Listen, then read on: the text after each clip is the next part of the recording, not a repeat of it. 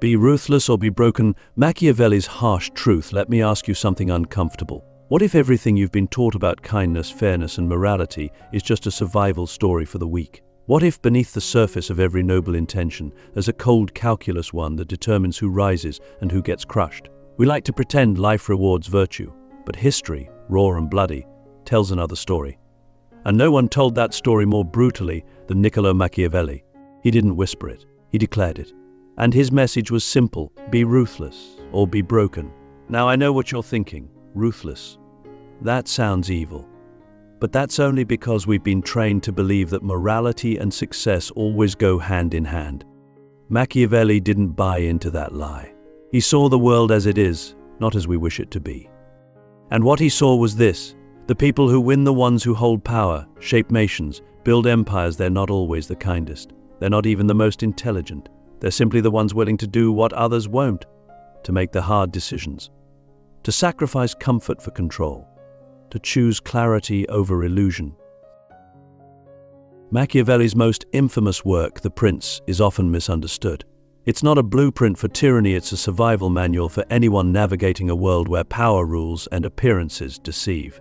He wrote it after watching his beloved Florence descend into chaos.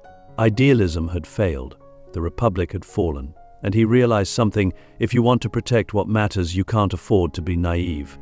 You must be willing to play the game of power or be played. Click subscribe to this channel to get more profound insights. But here's where it gets deeper. This isn't just about politics or kings or ancient city-states. It's about you, your life, your mind, your relationships. Because the same brutal dynamics Machiavelli described in Renaissance Italy are alive today in boardrooms, in friendships, in families, in the silent negotiations we all make every day. You've felt it, haven't you? The moment someone took advantage of your kindness, the time you stayed silent to keep the peace and ended up resenting yourself, the deal you didn't make, the words you didn't say, and afterward you told yourself, I did the right thing. But did you? Or did you just avoid discomfort? Machiavelli would ask. Was your morality a shield or a cage? It's a hard question, because we want to believe that being good is enough. That truth will win. That patience will be rewarded. But Machiavelli challenges us to look at the evidence. He points to the rulers who were loved but lost everything, to the ones who trusted too easily, forgave too quickly, hesitated too long. And then he points to the ones who ruled. Not because they were loved, but because they were feared. Not because they played fair, but because they played smart. Does that mean we should be cruel? No, that's not the point. The point is this: if you want to lead, if you want to create, to protect, to move through the world without being broken by it, you must be willing to embrace the uncomfortable truths about how power works. You must learn to see through people, not just at them. You must understand that manipulation isn't always evil, it's often survival. That deception isn't always betrayal, it's sometimes protection. And that ruthlessness, when grounded in wisdom, can be the highest form of responsibility. Let me ask you something deeper. How many times have you betrayed yourself in the name of being nice? How many times have you let someone else decide your worth, your direction, your destiny, because you didn't want to cause conflict? That soft part of you, the part that wants to be liked, to be accepted, that's the part Machiavelli says will be your undoing unless you learn how to protect it with the armor of strategy. Not to kill your compassion, but to guard it. Not to silence your empathy, but to direct it wisely. Because here's the real Machiavellian twist. He wasn't advocating evil. He was advocating clarity. He believed that true power comes not from domination, but from understanding. From seeing the world as it is, ruthless, complex, unpredictable, and learning how to navigate it without being destroyed. That's not cynicism. That's realism. And if you can stomach it, if you can integrate it, it becomes a kind of superpower. The ability to move through the world with open eyes, sharp mind, and a heart that's strong enough not to be shattered by every betrayal. So what does this mean for us here, now? It means we must develop strategic morality. A morality that lives in the real world, not just in our ideals. A morality that knows when to forgive and when to fight, when to trust and when to calculate, when to lean in with love and when to walk away with steel in your spine. That's the art of living with power and purpose. That's the Machiavellian truth. And if that sounds cold, remember this: the world doesn't reward you for being harmless. It rewards you for being effective. And sometimes effectiveness means making decisions that hurt in the short term but protect in the long run. Sometimes it means letting go of being liked so you can be respected. Because respect lasts. Respect builds. And in a world built on perception, respect is the currency of survival. So, will you be ruthless or will you be broken? The mask of morality, why good people get used and how to stop it. We've all known someone who's too nice for their own good. Maybe it's you. Maybe it's someone you love.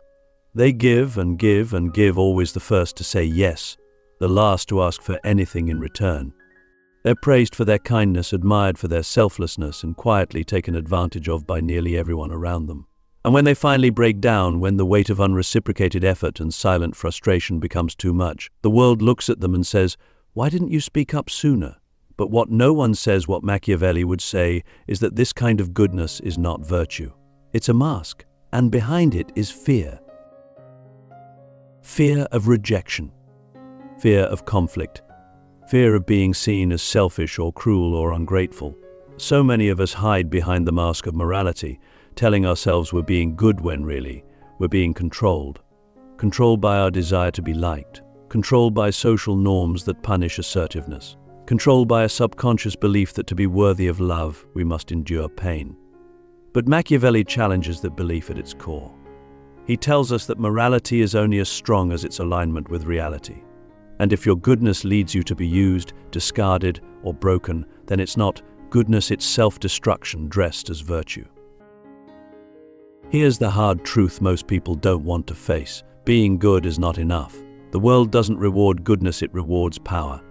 And power doesn't always look like dominance or wealth. Sometimes power is the quiet ability to say no without guilt, to walk away from people who drain you, to protect your time, your energy, your vision. That's what good people often forget. Boundaries are not cruelty, they're clarity. And Machiavelli would argue that without boundaries, you are not moral, you are vulnerable. You're a tool in someone else's game. And yet, we glorify martyrdom. We romanticize the selfless hero who sacrifices everything for others, even when those others don't care. But ask yourself, who benefits from that story? Who wins when you give everything and expect nothing? Who profits from your silence? Machiavelli saw through this illusion. He wrote at a time when morality was weaponized, used to justify power, to manipulate the masses, to keep the weak obedient. And he dared to say, if you want to survive, you must learn the rules of the game, even if you don't like them. This doesn't mean abandoning your values. It means rooting them in strategy. If you truly want to do good in this world, you must be strong enough to protect your goodness, because unchecked empathy becomes enablement. Unquestioned loyalty becomes exploitation, and unexamined trust becomes a trap. The people who make real change, who lead, who build, who lift others up, they know when to be soft and when to be sharp. They know when to offer a hand and when to draw a line. They don't wear morality as a mask. They embody it with discernment. So how do you stop being used? You start by asking yourself, what am I getting out of being good? Is it really about love, or is it about fear? About control? About trying to earn worth that should never have been in question? That's where the transformation begins. When you realize that your value isn't found in how much you give away, but in how consciously you choose to give, everything changes. You stop offering yourself like a sacrifice. You start offering yourself like a force. Machiavelli wasn't telling us to be monsters. He was telling us to be awake, to see how the world uses masks of morality, of virtue, of tradition to manipulate the naive. He wanted us to be free. And freedom, as he saw it, requires the courage to look at the truth even when it's ugly. Especially when it's ugly. So take off the mask. Let your kindness be a choice, not a compulsion. Let your morality be backed by strength, not submission. Because in the end, the world doesn't need more people who are nice. It needs people who are real and ruthless enough to protect what matters. Power without guilt, how to win without losing your soul. We've been lied to in the most seductive way. We've been told that power corrupts, that ambition is dangerous, and that wanting to win somehow makes you morally suspect. That if you strive for influence, wealth, or control, you must have sold your soul along the way. But what if that's not true? What if that belief, that guilt-ridden narrative about power is just another tool used to keep you small? What if guilt has been weaponized to make you hesitate, to make you question your own instinct to rise? Machiavelli didn't just challenge this idea, he blew it apart. He saw guilt not as a moral compass, but as a leash. And he asked the question most people are too afraid to voice: can you be powerful without being ashamed of it? Let's be honest, we've all felt it. That hesitation when we ask for more. That discomfort when we take the lead. That quiet shame when we succeed and others don't. Somewhere deep inside, we've internalized the belief that power is a zero-sum game, that if we win, someone else must lose. So we downplay ourselves. We apologize for our hunger. We make ourselves smaller, softer, more palatable, thinking that humility means hiding our strength. But Machiavelli would say, this is madness. Because in shrinking yourself to avoid guilt, you don't become holy, you become invisible. And here's the deeper trap. The world rewards people who don't feel guilty about their power. It doesn't matter if they're kind. It doesn't matter if they're honest. What matters is whether they take up space without apology. Whether they move with the conviction that their presence matters.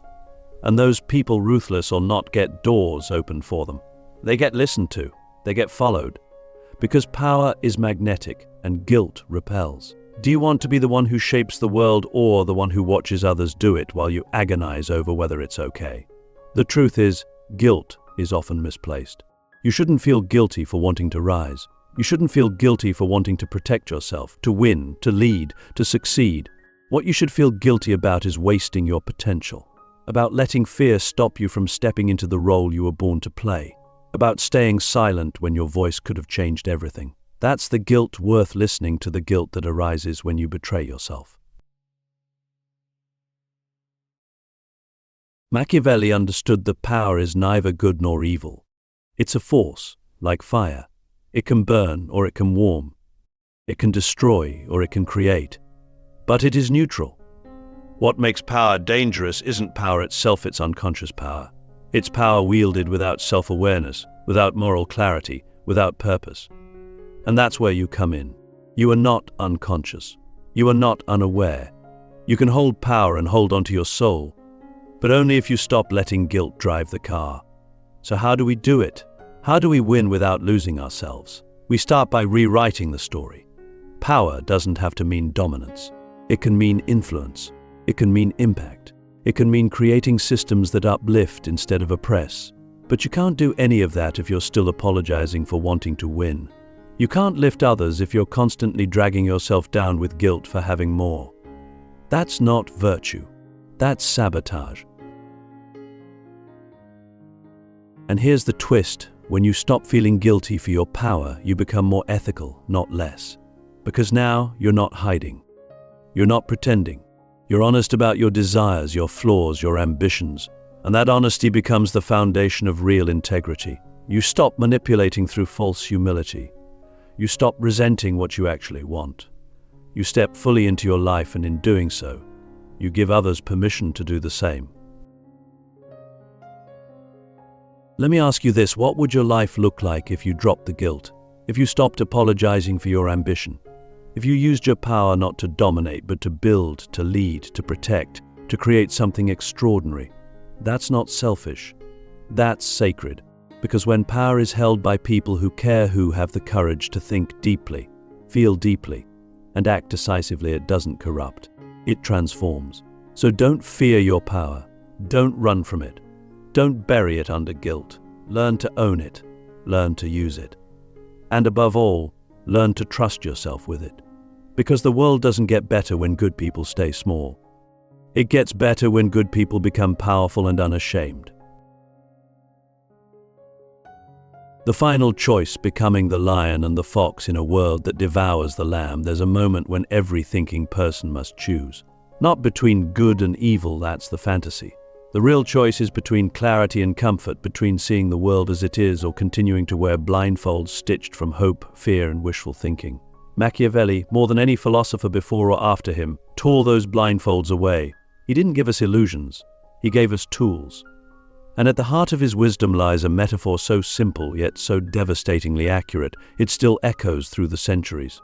To survive and thrive, you must be both the lion and the fox. Not one, not the other. Both. The lion represents strength, raw, physical, undeniable. The fox represents cunning, strategy, misdirection, subtlety. The world doesn't reward just strength. Strength alone is predictable. It can be outmaneuvered. The strongest person in the room can still be manipulated, betrayed, or outwitted. And cunning alone isn't enough either. A fox with no teeth is just prey with good timing. If you can't act on your strategy, if you can't protect your territory, your mind becomes a liability, not an asset. Machiavelli's brilliance was in recognizing that the game of life doesn't ask you to choose between strength and strategy, it demands both. But here's where the real challenge lies. Most of us are afraid of becoming either.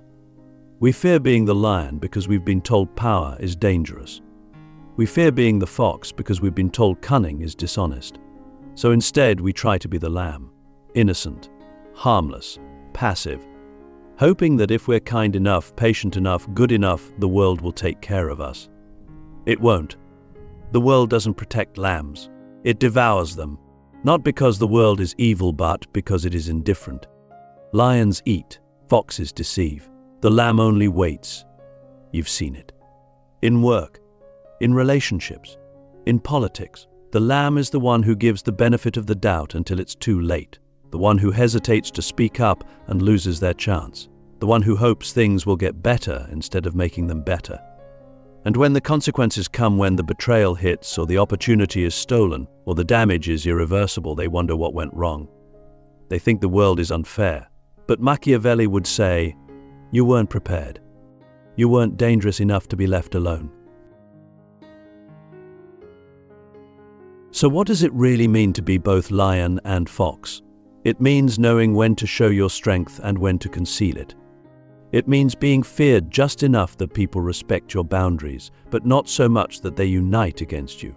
It means knowing how to read a room, how to sense when someone is lying, how to smile while you're calculating 10 moves ahead. It means becoming the kind of person who can walk through the fire of life without getting burned because you understand the fire. You've studied it. You've become part of it. But don't mistake this for coldness. The lion and the fox are not soulless. They are awake, fully alive, fully engaged. They know who they are. They know what they're building, and they're not afraid to protect it. That's the final choice Machiavelli forces us to make. Will you be the lamb waiting to be saved, or will you become the lion and the fox and save yourself? You don't need to become cruel, but you do need to become capable. You don't need to manipulate everyone, but you do need to read people better than they read you. You don't need to dominate, but you do need to stop being dominated by your fear of rejection, failure, or disapproval. That's what real power is: self-mastery. The ability to control your instincts, sharpen your perception, and act with deliberate strategic force.